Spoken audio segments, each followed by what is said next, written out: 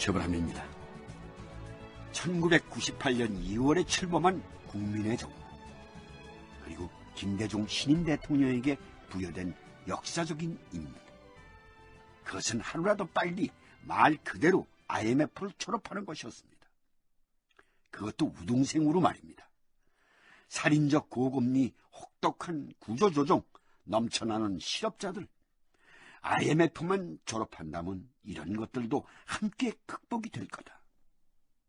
어쩌면 우리는 그런 염원을, 아니 해원을 갖고 있었는지도 모르겠습니다. 그랬기 때문에 당시 김대중 대통령은 당선자 시절부터 IMF를 한시라도 빨리 극복할 수 있는 일이라면 뭐든 하려 했습니다. 바로 그 김대중 대통령 당선자에게 김우중 대우그룹 회장이 IMF를 극복할 수 있는 어떤 획기적인 방안을 갖고 온 겁니다.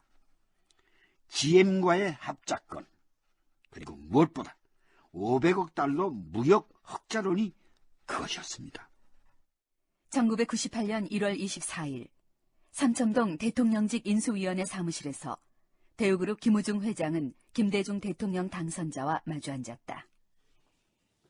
GM하고 합작권만 잘 마무리 지으면은 많게는 100억 달러, 적어도 4, 50억 달러는 끌어올 수 있다. 예, 그렇습니다. 그리고 98년 한 해 우리가 수출로만 500억 달러를 벌어들일 수 있다? 그렇다니까요. 그것이 가능합니까? 가능합니다. 제 말씀을 믿으십시오, 당선자님. 아니, 어떻게 그것이 가능해요? 내 경제 참모들도 그렇고, 이 경제 관료들도 그렇고, 또 IMF 쪽 사람들도 그렇고, 제대로 된다고 해봐야 20억 달러에서 30억 달러 선이라고 하던데. 가능합니다. 100번, 1000번 가능합니다. 여기 보십시오. 불효불급한 정부 예산을 과감하게 삭감하시고, 무기 도입을 일시 중단하시고, 대규모 사회 간접 자본 공사를 연기하시고, 또 수입을 점차 줄이는 대신 수출 총력 체제로 가시면 못할 이유가 없습니다. 500억 달러의 무역 흑자론. 관련해 대우경제연구소 소장 출신인 현 한나라당 이한구 의원의 설명이다. 우리는 1년 내에 흑자를 몇백억 만들 수 있다고 해서 그때 500억 만들었어요. 해보니까 간단해요. 계산이 나오는데. 왜 그러냐. 환율이 왕창 올라 버리니까 수출은 늘게 돼 있고 우리만 그랬거든요. 다른 나라 경제는 괜찮았으니까. 그렇기 때문에 이거는 수출 지원 정책만 조금 더 해주면은, 그러니까 보증 같은 거는 조금 더 해주면 되는 거예요. 그렇게 하면 얼마든지 우리는 외환위기에서 1년 만에 탈출할 수 있다. 그렇게 주장을 했던 거거든요. 그랬더니 그 당시에 청와대에 있던 친구들, 여기 장관이라고 그때 새로 생긴, 말도 안 되는 소리라고 또 그랬어요. 말도 안 되기는 다 증명이 되잖아요. 그때 한 400억 불 됐나? 예. 근데 수출금융제도만 그때 고쳐줬으면 500억 불 되는 거예요. 이에 대한 반론이다. 국민의 정부 출범 초 대통령 비서실 정책기획수석, 이후 경제수석과 재경부 장관을 지낸 강봉균 현 민주당 의원의 설명이다. 김우중 회장이 흑자를 많이 낼 수 있다고 했던 주장과 나중에 실제로 흑자가 많이 난 원인은 완전히 다릅니다. 김우중 회장은 무슨 주장을 했냐면은 수출 금융을 좀 과감히 해라. 수출 지원을. 그러면 수출이 금방 늘어나가지고 이렇게 우리가 흑자를 많이 낼 수 있다. 이런 주장을 했는데 실제로는 흑자를 많이 낸 원인이 수출이 늘어서 그런 게 아니고 수입이 대폭 줄어서 그런 거예요. 수입은 왜 줄었느냐? 98년 같은 경우에 경제성장률이 마이너스 거의 막 9%, 10% 이랬기 때문에 경제성장이 줄을 때는 즉각적으로 수입이 줄어들어서 국채수지가 흑자가 나는 거예요. 김우중 회장이 주장한 500억 달러 무역 흑자론. 이는 이후 경제 관료들과 김우중 회장이 치열하게 대립하는 원인이 된다. 500억 달러 무역 흑자. 그러면은 그것을 위해서 정부서는 무엇을 어떻게 도와드리면 되겠어요? 무역금융입니다. 무역금융? 무역금융. 쉽게 말해서 다른 나라와의 무역에 필요한 자금을 시중은행에서 싼 가격으로 빌리는 것을 말한다. 당선자님, 지난 정권에서 묶어버린 무역금융을 다시 풀어주십시오. 무역금융을 다시 풀어달라. 당연합니다. 정부에서 그것만 해주신다면 무역 흑자 500억 달러 달성, 그건 시간 문제입니다. 잘 알겠어요. 내 참모들하고 긍정적으로 한번 논의를 해보겠습니다. 대단히 외람된 말씀입니다만 이런 문제는 경제를 책상머리에서 배운 사람들은 잘 모릅니다. 예? 그것이 무슨 말이에요? 경제라는 게 현실과 이론은 확실히 다르다는 것을 좀 알아주셨으면 합니다.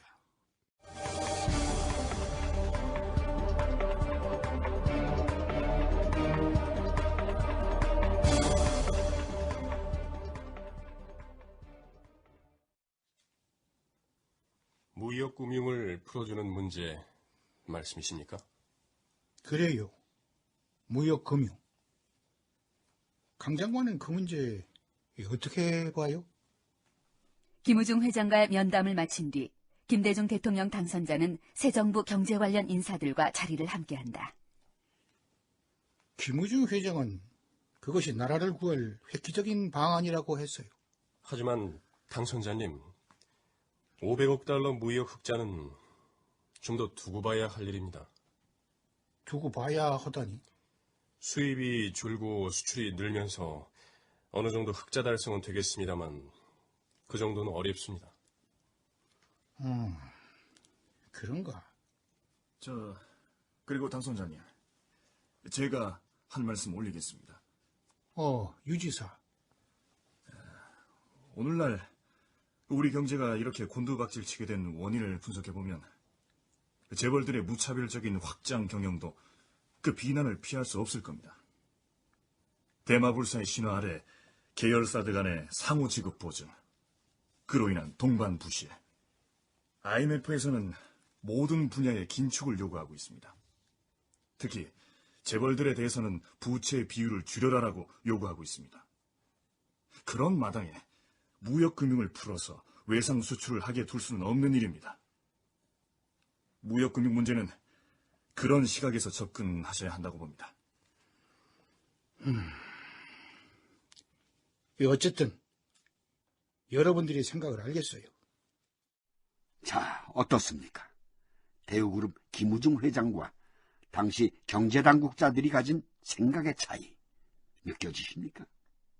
대우의 불행은 여기서도 이렇게 싹트고 있었던 겁니다.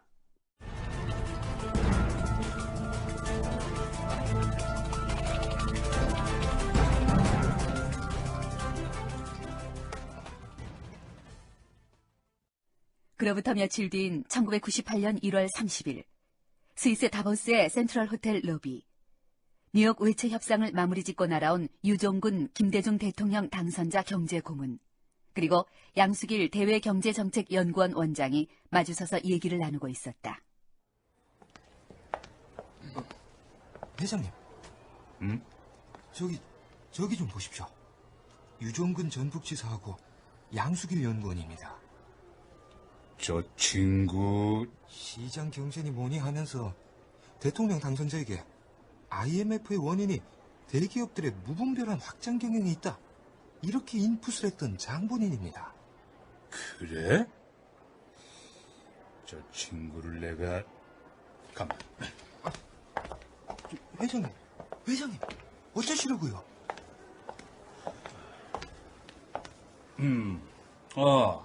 양 원장님. 오, 유종근 지사님, 안녕하십니까? 김 회장님, 반갑습니다. 김 회장님께서 다보스엔 어쩐 일로? 두 분하고 같지요, 뭐. 세계 경제 포럼 총회 참석자. 아, 예. 그건 그렇고 요즘 우리 유지사께서는 외처 협상을 하러 다니시느라 아주 고생이 많다고 들었습니다. 아닙니다. 우리 유지사께서는 미국에서 공부를 하셨는데 그것이 외채 협상 과정에서 큰 보탬이 됐습니다. 아, NYU에서 공부를 하셨다고 들었습니다만 NYU라면 미국 경제계 인맥들도 상당하시겠습니다. 그러니까요. 그런데 말입니다, 양 원장님. 예. IMF의 실질적인 발언권을 갖고 있는 데가 미국입니다. 예. 예, 그렇습니다만. 미국의 다국적 기업들이 미 의회나 행정부에 압력을 넣고, 그러면 미 의회나 행정부는 IMF나 이런 데 압력을 넣고, 그렇게 먹이 사슬이 형성돼 있지 않습니까? 먹이 사슬이라는 말씀은 좀 과합니다만, 그러나 시스템상 그런 면이 없다고 할 수는 없죠. 시스템상? 어쨌든 그런 문제들 때문에 우린 외채 협상 과정에서도 각별히 주의하려 노력했고 또 노력하고 있습니다. 그 사람들한테 휘둘지 않으려고 말입니다. 당연합니다. 각별히 주의하시고 노력하셔야죠. 자칫 잘못하면 우리 기업들 다 죽게 생겼는데 말입니다. 회장님, 이제 그만 가시지요. 아니야, 잠시만 더. 그런데 말입니다, 유지사님. 예. 그렇게 각별히 주의하시고 노력하셨는데 정부가 IMF하고 협상해 놓은 것을 보니 이건 문제다 싶습니다. 어떤 부분이 말씀이십니까? 30% 고금리에 기업 부채 비율을 200%에 맞춰라. 그건 기업하는 사람들 다 죽으란 얘기입니다. 일본도 국민소득 10,000달러 시대에 그게 400%였습니다. 저는 김 회장님 말씀 모두를 인정할 수는 없습니다. 그걸 받아들이지 않으면 IMF로부터 돈을 들어올 수가 없었습니다. 그래서 그렇게 된 겁니다. 정부도 앞으로 차차 낮추는 협상을 해 나갈 겁니다. 당연히 그러셔야죠. 그리고 하나만 더요. IMF에서는, 아니, 미국식 시장 경제 원리인지 하여튼 이런 것으로 보면 오늘날 한국이 이와 같은 경제 위기를 당한 게 대기업들의 부실 때문이라고 한다면서요? 회장님, 그런 얘기는 다음에 찬찬히 시간을 갖고 하십시다. 아닙니다.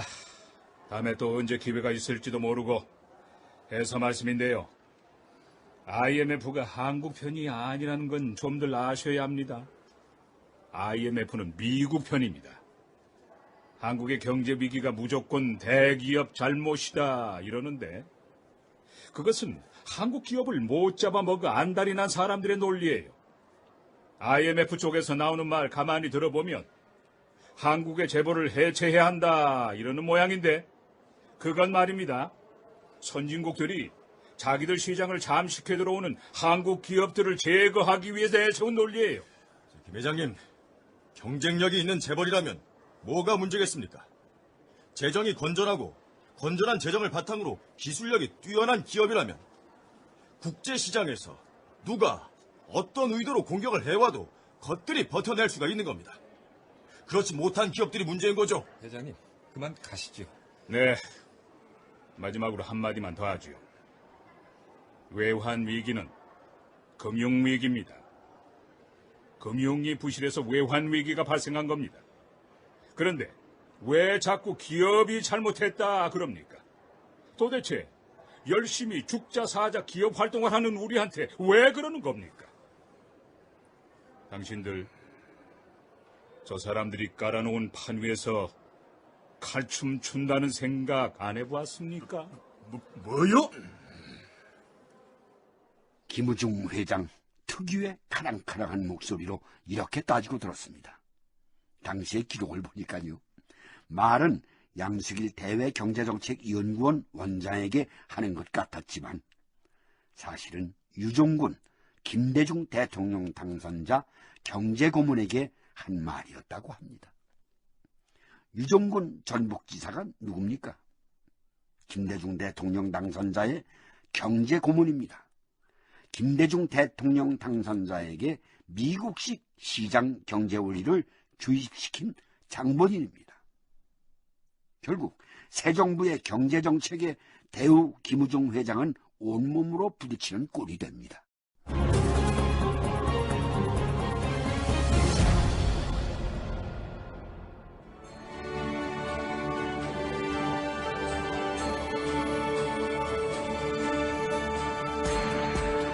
대한민국 경제실록 제2화 세계 경영 그 꿈과 좌절의 기록들 네 번째. 지금까지 음악 최현석, 효과 안익수, 노동걸, 김지환, 기술 이흥규, 진행 최불암, 해설 서혜정이었습니다.